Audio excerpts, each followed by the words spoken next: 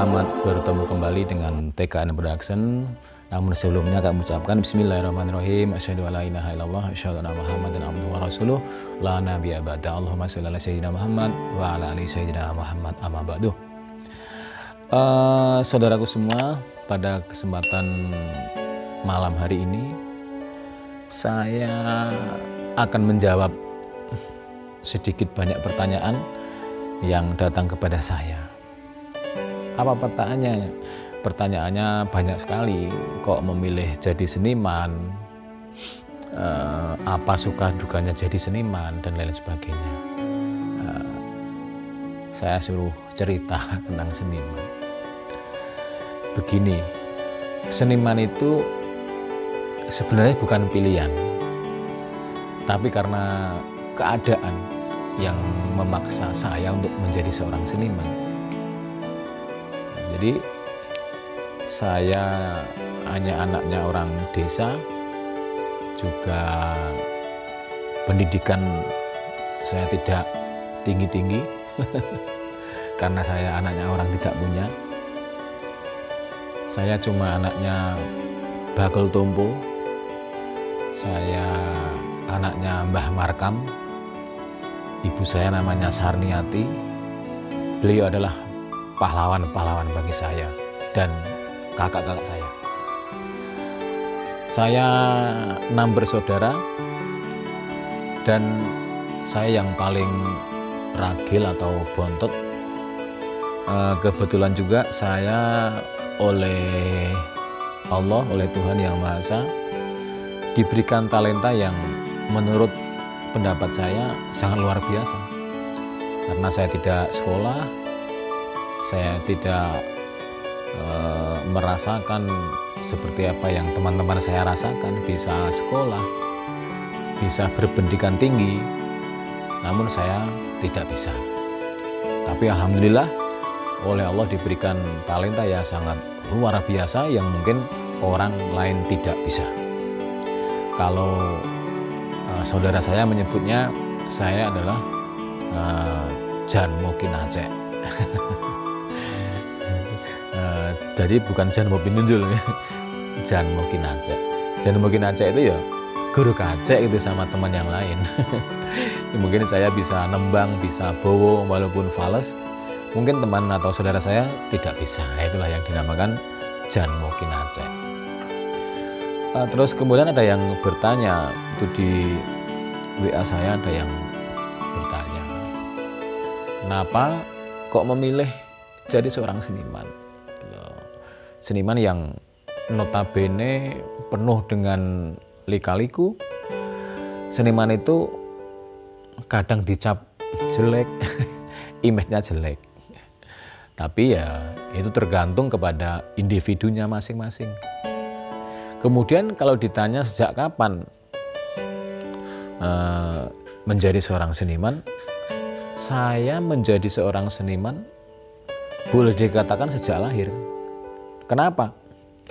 Ya karena sejak saya lahir oleh Bapak lan simbok saya selalu diperkenalkan dengan musik-musik Jawa, musik gamelan, terus kemudian musik wayang kulit. Nah, seiring berjalan waktu saya senang, saya suka, saya sangat menikmati musik, terutama musik Jawa waktu itu. Nah kemudian seiring berjalannya waktu, selayaknya anak-anak, saya juga disekolahkan SD oleh bapak dan simbok saya.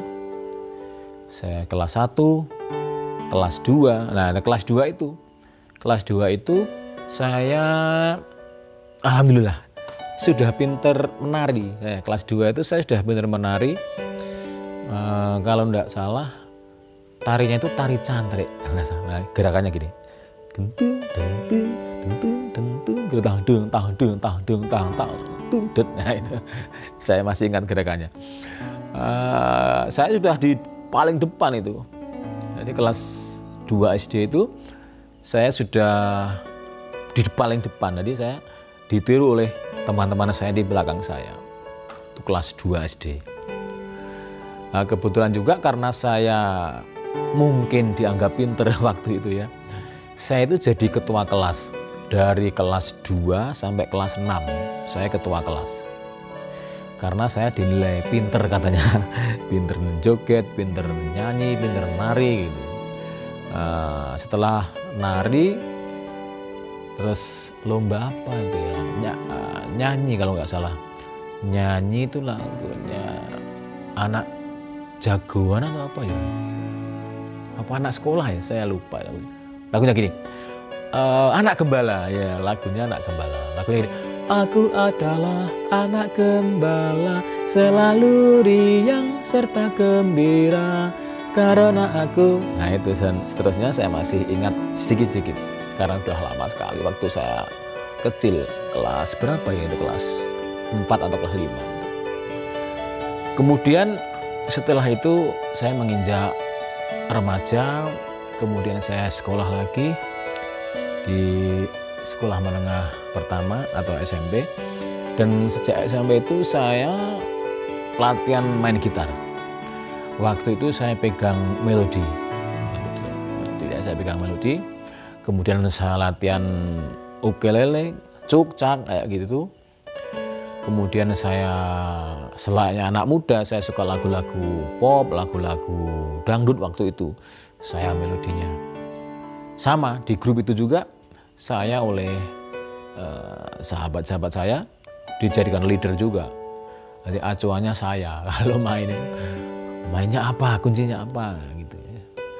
Mereka tanya sama saya, kuncinya apa? Gitu. Ya kita main pentas. Nah, pentas itu ada yang menyenangkan, ada yang tidak. Saya ingat waktu itu pentas itu dipublikasikan, jadi digolek ke duit, dicarikan karcis gitu, dicarikan karcis, kita keliling nyiarke, nanti malam saksikan, waktu itu namanya apa ya, orkes saya itu Karunia Nada. Saksikan lagunya apa itu, waktu itu masih lagu Ebim Ngestiat apa ya, Pangeran Dangdut itu.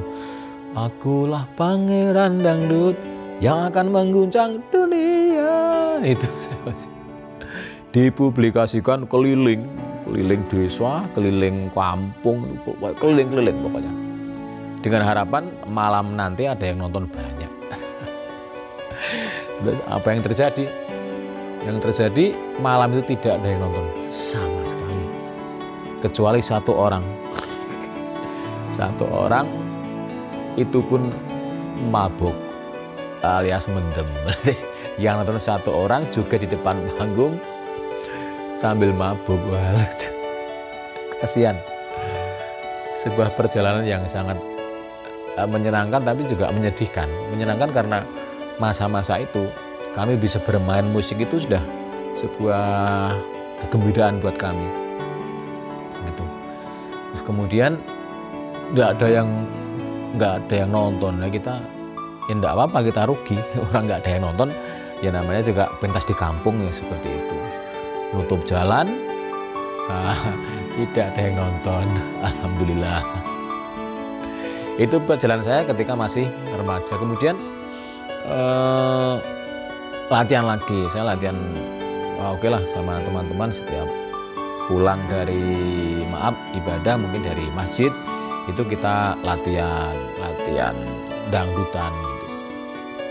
Kemudian saya belajar latihan keroncong waktu itu, ikut master keroncong. Waktu itu saya belajar ke Mbak Wuryanti, ke almarhum Mas Wahyu Dioto, itu guru SMP 1, guru saya juga. Kemudian sama beliau saya diarahkan, mau nyanyi keroncong itu begini. Tapi kayaknya saya nggak cocok nyanyi keroncong. Akhirnya saya ditawarin teman, Kang, ayo latihan kerawitan wae, Mas, ayo latihan musik Jawa aja gitu katanya. Ya akhirnya aku poiso, saya apa bisa? Iso lo, bisa lo. Akhirnya kita latihan karawitan, kelenengan. Nah, waktu itu saya pertama kali, kebetulan di desa kami ada gamelan. Gamelannya dari besi, gamelan besi itu. Saya masih ingat betul, saya pertama ditaruh itu bonang saya. Bonang lagunya, gendingnya Ladrang Selamet, Slendro Padet 6. Jadi saya dikasih not di bor buka Ciluro 6 Cirolu, Ciluro pen Ciro 6 itu. Saya diberi arahan sama pelatih, bonang itu begini, bukannya begini le, begini nak. Ya, akhirnya saya bisa. Lung lung lung nem ciro lu ciciluro cimonem cinem ro ciro dan seterusnya. Kemudian saya dilatih girong. Nah, ada yang unik. Saya nabuh tabuhan 2, tangan kiri dan kanan itu saya sambil girong atau nyanyi itu saya bisa. Artinya nabuhnya tidak salah, tapi nyanyinya, girongnya juga tidak salah. Sampai guru saya itu bilang, loh kamu kok bisa nabuh sambil girong gitu. Ya rada gumun, agak heran ya guru saya. Guru karawitan itu heran. Kemudian saya malah tidak boleh nabuh. Saya tidak boleh nabuh.